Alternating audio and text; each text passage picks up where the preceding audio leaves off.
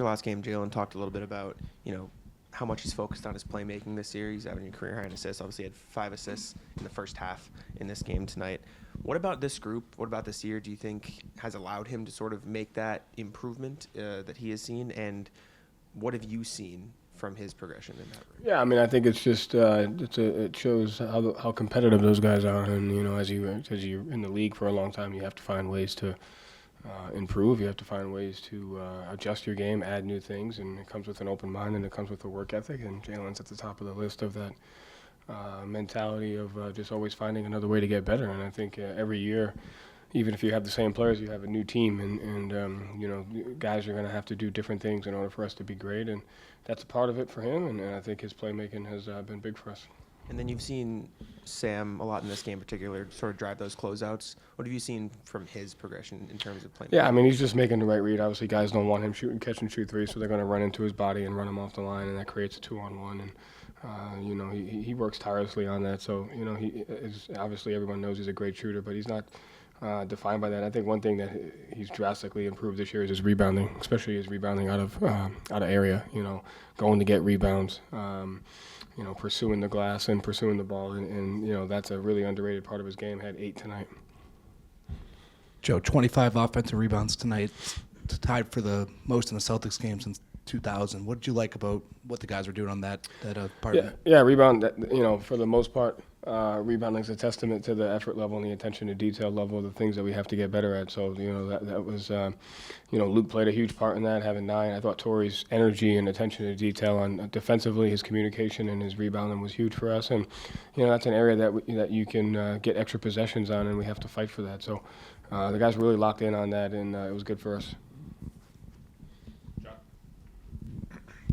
Joe, earlier this year, you guys had maybe a little more difficulty getting up for games like this.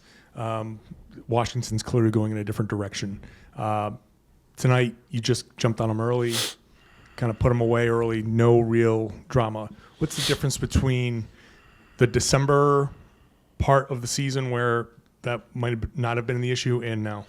I think, I said this when we played them the last time. They were a talented team, and obviously, like you said, they're going in a different direction. But in December, I don't know if that was the case, and they were losing a lot of close games. And again, I think it's just the nature of the NBA. I mean, I think sometimes people get too caught up in what the record is, and in the NBA, a record, you can go on a 5-game losing streak, winning 4 clutch games, and it doesn't mean that you're a bad team. It may just mean that you can't close a game, you can win a game, and it could be 4 clutch games, and the ball bounced your way. And so I think it's just a perspective of throughout the season. Records don't really matter as much as how a team is playing, the process that goes into winning, and those things. And so I think, you just continue to chip away, and regardless of, there are games that we played against great teams and didn't have a great performance. The back-to-back against Memphis wasn't a great game for us. So I don't think the team matters. It's just a matter of sticking to the process, and over the course of an entire season, the good outweighs the bad. Joe, obviously only a few games left in the regular season.